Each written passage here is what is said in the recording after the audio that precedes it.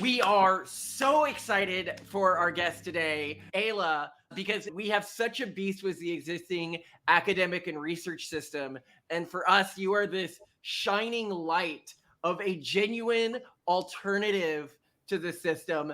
Another thing we've talked about on the podcast is how we rate genuine intelligence from our cultural perspective.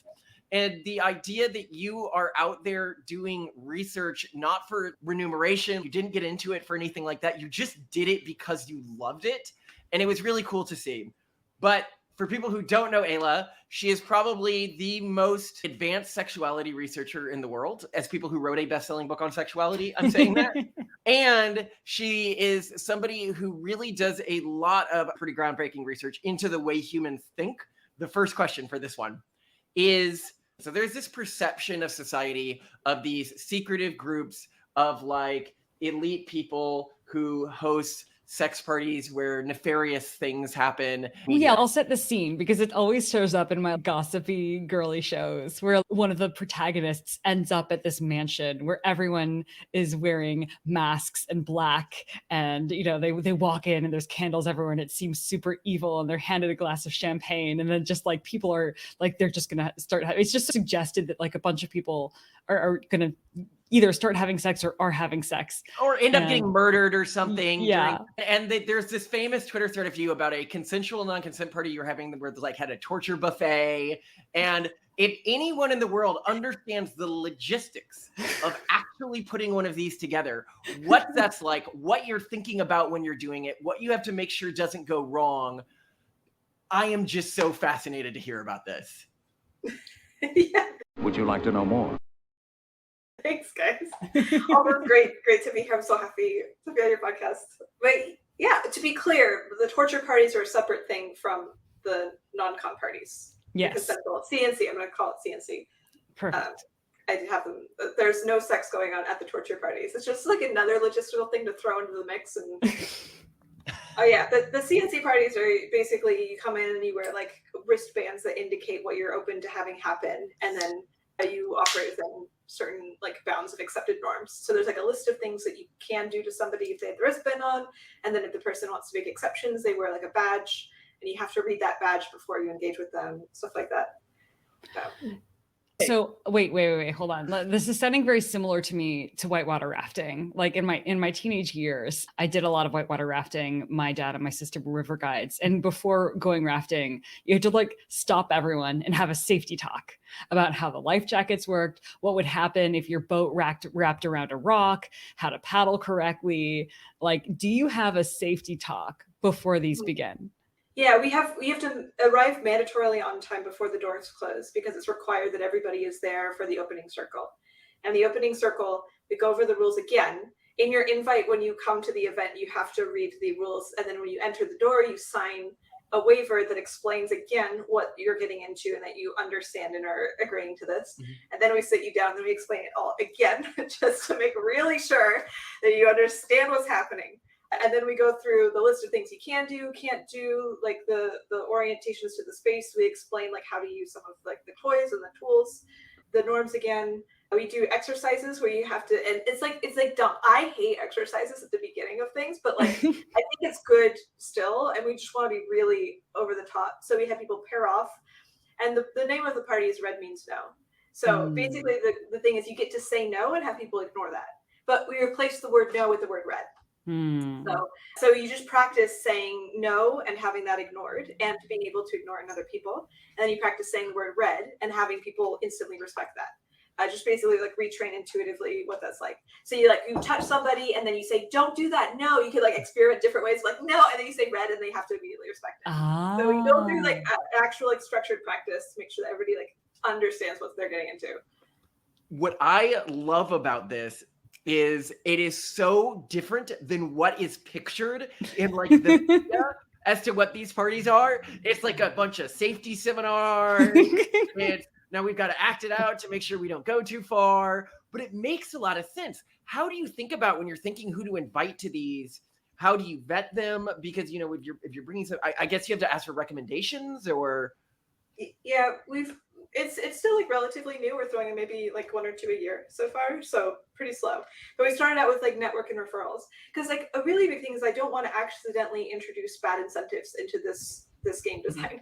Right. Basically, we don't want people who are like suppressing the thing that they actually want in order to try to be liked or accepted or to participate. Like, it's a big thing. At the beginning, we say, you came here because you wanted this, but if you decide here that this is not what you want to do, we want you to just not do it. Like, it's okay to just sit and watch. Like, please do not pressure yourself to do it. But there's still like a lot of social pressure sometimes, even if you're trying really hard to make sure this doesn't happen. Like, say you go, this is your first time and you're really excited, and then you get there and you realize, wait a second, I don't actually want to do this. But you don't want to disappoint the host because you want the host to think you're really cool. And so you like kind of like force yourself to deal with something that you didn't want to actually. So in attempting to avoid this, we mostly try to invite people who have independently expressed interest in like CNC without trying to get to this party. So we ask for referrals for people who know somebody who has established already experience or like clear, this is what I wanted beforehand. So we try to separate those incentives a little bit, as much as possible. One thing we talk a lot on our podcast is sort of status hierarchies and how they can emergently form. Do you notice any sort of like emergent status hierarchy forming within these? Is it based on like how dominant someone is sexually, or is it based on something else? So this is a little bit interesting, because in a typical orgy, you have like women who are doing refusals. But in this kind of orgy, in general, you mostly don't have women doing refusals. Because it's just a free for all, right? Like, and so what's interesting is that like, if you remove like female choice from a sexual dynamic, like what happens?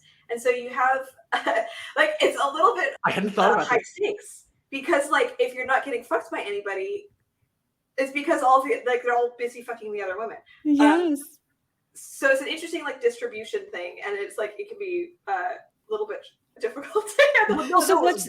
I want to know, so at an orgy versus a CNC party, is there a different male to female ratio that is ideal? Yes. Right. At a typical orgy, you want 2 women per 1 man. Okay. Generally speaking. Because of the higher rate of refusals. Yeah, and like women are more likely to be bisexual, and like men are sort of, you want like enough women to like pad out that like at least 1 woman is going to be down. Yeah. But it's the reverse for CNC orgies. You want 2 men to 1 woman. Wow. Yeah. Oh, that is fascinating. Okay, so here's a question. The people who the men are choosing in these totally unrestricted environments, because they're choosing whoever they want, is it different than who people might expect? Like, does it change within the different environments who the men are targeting? Is it the most generally attractive people? Is it the highest status people in society? Is it people who they knew? Like, what's often determining this? It's hard. Again, it's a kind of low sample, and it's hard to tell because there's other factors at play. But my general sense is, yeah, it corresponds to like how generally attractive people are. Like, there's one girl who comes to these who I think is, I've heard from men as like, oh, this is like the hottest girl, and she just gets like slaughtered each time. It's like a line. Like, way more men want to have sex with her than with me, and I'm like, okay. Okay. Okay, noted. Yeah. Amazing. So you definitely kind of like become really face to face with like your ranking in a sense, which is nice to have lots of men, because if you just have a surplus of men fucking you all the time, then you don't have to do the thing where you're sitting on the sidelines kind of feeling disliked or something. Yeah, I feel like this is kind of like the worst nightmare of the being picked last for softball or something, like challenge of like Being nobody picked wants last to be raped. non-consensually. Yes. That is just not as interesting. Well, actually, this because I'm thinking like, what are you trying to simulate here? Like historically, like what would have, and it would have been like a village raid or something like that. And now I'm actually thinking about the psychological distress of the one woman in the village who wasn't raped during the raid. I just feel like oh my god. Yeah. And to be fair, there are other factors, right? Yes. Like some people have things on their badges, like some people have like certain preferences. So it's not a perfect one-to-one. Like definitely, like the first time, I think I'm like not that ugly, but like the first orgy, basically nobody fucked me, and I was like, but isn't it? Could it be because of your status? They're like, well, I don't want to embarrass myself in front of senpai. Yeah, like it would be. I'd be so nervous, you know. Like, how did you adapt to that? I mean, it's okay. Like, I think 2 people had sex with me, something like that. And I was a little disappointed. But this is also a problem of it's not just that like men are going for the hottest women first or whatever. There's like a thing where men get really tired. Like if you're doing like if you're role playing some sort of struggle scenario, which is really fun. Yeah. But like, and if you're a guy that's just like to do this like a bunch of women, it's a lot nicer in fantasy than it is in reality. You should And like only have it during like the summer season or something, so you get like your beach body, but also your CNC party body. You got to like train for it, you know. Yeah, there's also people are weirdly bad at bondage. So like the first orgy, we prefer like, oh, we'll give some ropes or whatever because you want to make it easier. Yeah. Just people, if you're simulating, like if you're doing the role play where like you actually are trying not to be fucked, it's just exhausting to try to actually like get somebody down. And you need to like coordination from other men. But like for example, our first orgy, we didn't have that many men because we were trying to go by normal orgy rules. Yeah. So like it was just like guys were getting tired out left and right. Nobody could tie anybody up. I'm just picturing like all these people just looking winded, like sitting around in this like very sexy looking scenario, but everyone's just like, just give all me a these moment, exhausted men just like used up by the succubuses. But I mean, actually, this is really interesting because you never really think about when you need to learn how to like quickly hog tie someone. No one's practicing this, and now I'm like, if this catches on, that there are going to be some Bay Area like seminars for like, okay, really quickly how to handle this. Well, we did update. So the next orgy, we switched to like Velcro handcuffs, for example, which we like then pre-latched onto various points in the room. And then it became much easier because it's also safer. Like bondage is good, but you have to be careful to make sure you're doing the correct ties to not accidentally restrict blood flow. So it's just better in like a frantic, chaotic orgy environment. Just like we'll just Velcro, and we have like stocks like with we got like mobile devices you can like clamp around somebody's. Anyway, it's easier now. Clamp around thing. Skill at these various tasks determine their position was any sort of local hierarchy within this group, or is it largely irrelevant? It's been hard for me to determine hierarchy among males because I'm usually pretty distracted. But like talking to men about it, I get the impression that there's a lot more camaraderie. I would be because there's no mate guarding. I think which is one thing I'm really curious about. One orgy I'm really interested in throwing is one that like tries to actually simulate mate guarding more, where it's like you gain a point for every woman you fuck, and then you lose a point if a man fucks a woman that you have fucked before.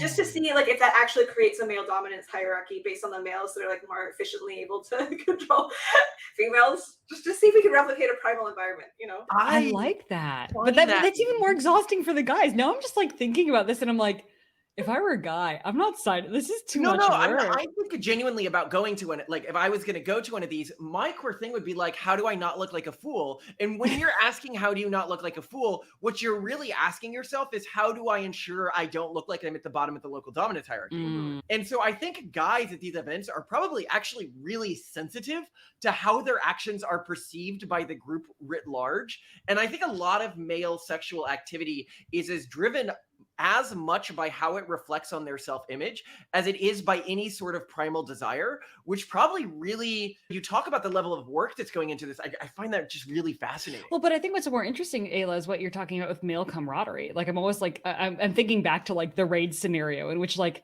oh, is this kind of how like guys like bonded in the past, like guys night out, like we're going to rape and pillage a village. And this is like, oh, we feel so much closer now. I don't know. Like, do you feel more of a sense of bonding or competition, or is it both? Like they're in and with the women in the group, do you notice competition, or like you feel like less camaraderie? I haven't noticed any competition with the women generally because there's not really much opportunity to interact at all. Some of the women, we do have a few lady doms, but it's like not enough to really notice trends. But generally you're just like, my experience has been, I don't know what the fuck is going on. There's just like penises everywhere, which is really nice. I really like that. But with the men, there's a lot of camaraderie. So like there's rules about like engagement, right? So for example, if you're a man and you're like having sex with a woman, like how should it work? What should the norms be if another man wants to come on and like stick his penis into the woman's face, right? Like what if the guy who's like doing the fucking like really isn't interested in a threesome? Like that's like a boundary for him. He just doesn't want like another man in his sexual space, right? So we have to figure out norms for this. And right now our norm is like you ask like, hey, do you need a hand? And if you're a guy, I like that. Like banging someone or like trying to wrestle a woman down, then you can say, yeah, I do need a hand. And then now you've got both guys taking out a lady together. It's very nice, very sweet. That does feel like camaraderie. Yeah. What do the various so the physical things that people are wearing, like wristbands, what will they, aside from like I'm okay with dudes, I'm okay with women, like what else do they signify? So far, we're keeping it really simple because we're trying to do something where you don't have to like stop. We want to reduce room for mistakes. We want to make it so that if you're in the pit of bodies, you don't like forget that one color means one thing. So historically, we're just like, what gender are you open to? Though this next round, we're going to be trying, because I want to see if we can expand this orgy into sort of a free use thing. Because some people aren't super interested in a resisting experience. They want to just like kind of be taken and then just have normal sex with whoever just initiates. So I want to see if we can expand it to include both. So we're going to have wristbands that indicate like, do you expect to give resistance or not? That way, like men can pick if they want to go for somebody where there's going to be a struggle or just somebody who anticipates. Of course, it's not required. Like you might change your mind in the middle of it. That's really, I think that's a good thing to do, because if I went to one of these parties and somebody didn't resist, I'd be very disappointed. So I can more easily sort for right, yeah, and because maybe you're exhausted at the end of the night, maybe you're not. Like, yeah, and glow sticks. This is another problem. Wait, so glow we had sticks? colored wristbands, but it turns out like the lights are low for mood lighting. We have like colored lights, and it made it actually, and they're like paper, like standard wristbands that you get, and they're kind of like getting like crushed and turned over, and it was a little dark, so it wasn't easy to tell immediately, and so we're going to switch to a glow stick system where we can get, so it's really obvious. I like that. I also love the idea that a women, if you do this, like I'm going to resist, I'm going to not resist, the value of each category of woman changes dynamically throughout the night, with the non-resisting women becoming higher value the longer the night goes on, and the more exhausted the men become. And I actually bet you'll see the women who are being left out change throughout the course of. That is interesting. Okay, wait. So optimal temperature. What is pretty cool. You want it a little bit cooler. We have a lot of blankets set out and pillows, and then you want a little bit cool just because it gets sweaty. Music or no music? We historically have had music in the background, which is a funny choice because you're like, which music should I? Yeah. What vibe should I set? Yeah. What's the playlist for that? Okay, instrumental or vocal? Instrumental, I'm assuming. We usually do kind of like jivey background stuff. Okay. Do people start out clothed or not? Start out clothed and. Oh yeah, because that's kind of part of the fun. Not show up in things that you don't want to get destroyed. In the movies, when people are going to these, they always have like black robes and are like inconspicuous. In reality, is it like normal streetwear, or is it? Do you dress up? We do. The last one we tried to theme a little bit, like you can show up in a costume and like elude, and the theme was funnily like a dark ritual theme. So like fun. Oh, okay. So we're getting a little bit of the stereotype. It's true. I think a lot of people are like, oh, thank God. But the next one is mad science, so it's like mad science pyramid. Yeah. No. Oh my God, lab coat and nothing beneath. Hello. This is gonna be so. Oh my God. So I want to go into the torture parties now. Yeah, we can't touch it. Yeah, torture buffet. Yeah, what's going on? Yeah, torture buffet is super fun. It's historically had great party ratings. It's not sexual. It's not as scandalous as it sounds. Basically, it's a party, and when you come, you have to bring torture to share. And it's basically any sort of uncomfortable experience. It can be like something that smells really bad, or like maybe like hand claws, or like some people do electrocution. One person did like you kneel on grits because it's really painful. I offered to slap people. One person one torture was somebody who like put clips on you as they whisper into your ear accounts of incentive alignment that went poorly, like in economics. Oh, like where like historically governments have been like policies that backfired. That's good. Is there drinking at these parties? That one, yeah. The torture. I mean, it's not like a lot of drinking. It's just like you get cocktails or whatever. Yeah. And that was nice because you get to experience like a smorgasbord of interesting, unpleasant sensations, and it's really bonding for the people you're doing it with. Because like you're both together, like, all right, we're gonna try and experience like being uncomfortable for a second, and like one person guides the other person through the experience. It's really delightful. Yeah, one of my favorite Aella moments was when you were on Twitter asking people how to properly waterboard someone. Safe. You're like, does anyone have experience with this? I'd really like to bring this to the next torture buffet. And because Twitter it's an shit a brick.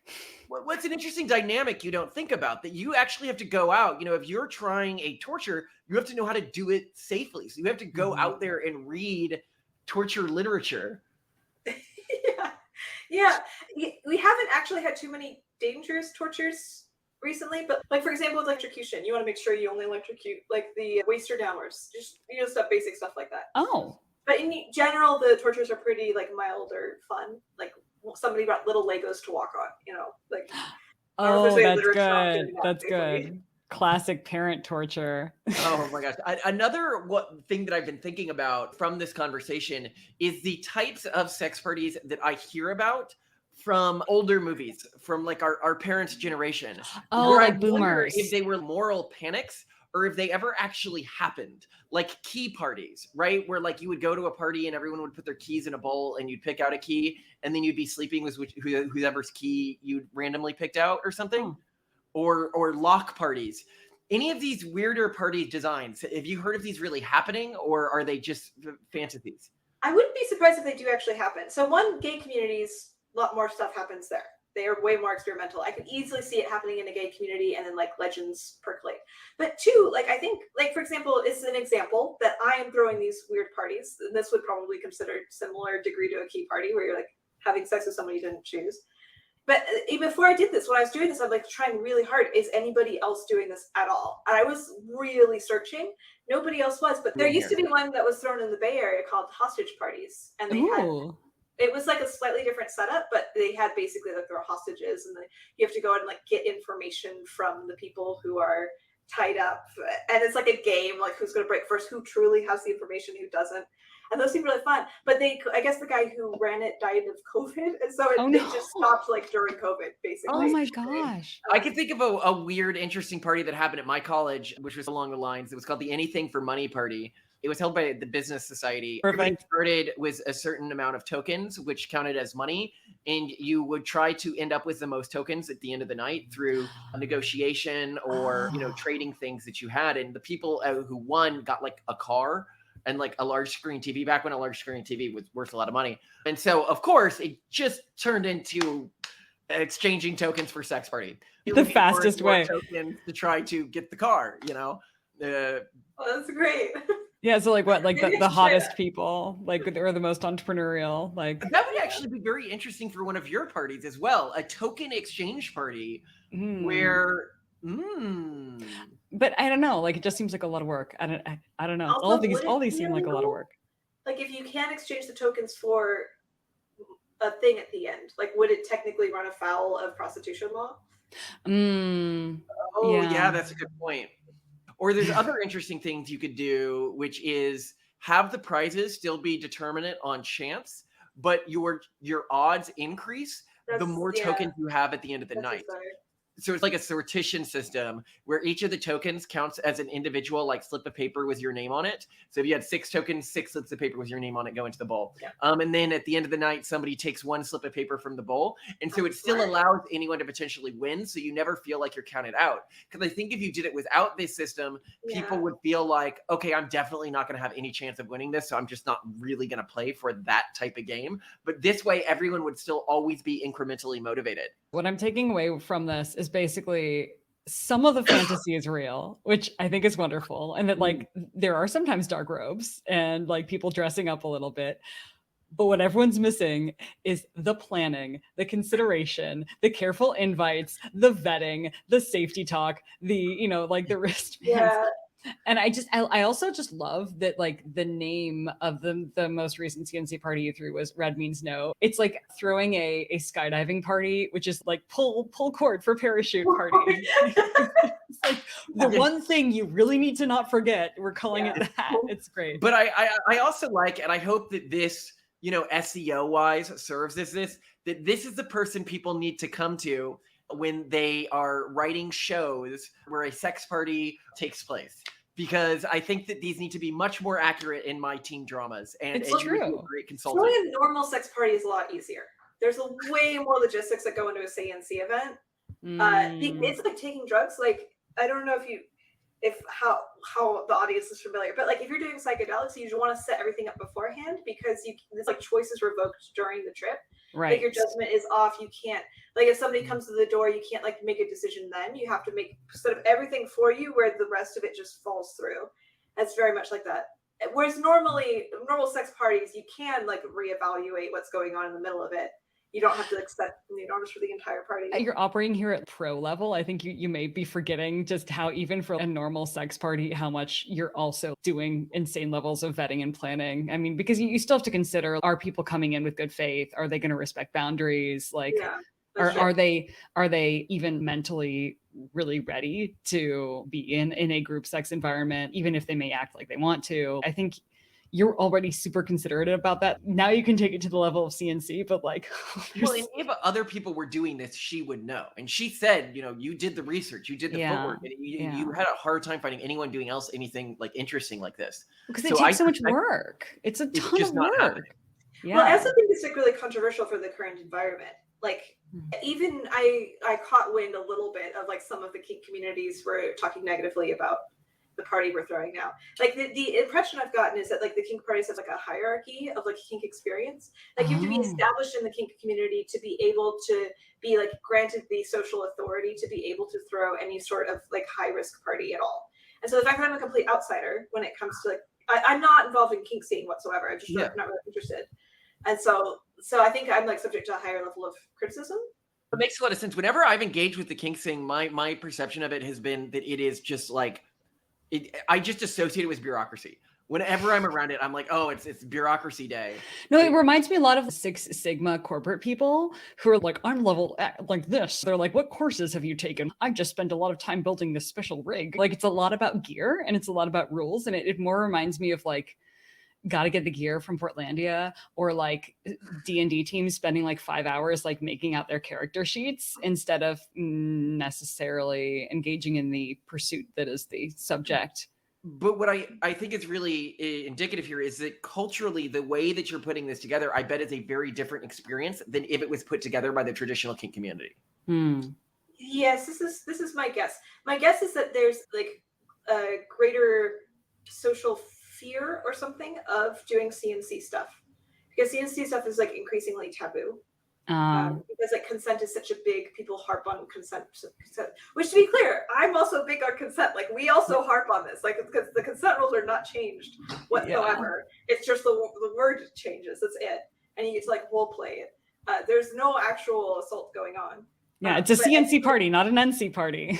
Right. Period. Yeah, it's very much consensual. But I think that like even the fact, I think like even role playing it is a little bit too taboo for a lot of these people.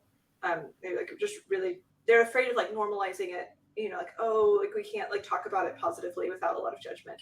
And I don't think this is everybody, obviously, but my guess is it's like some sort of cultural flavor here is like infiltrating the general vibes.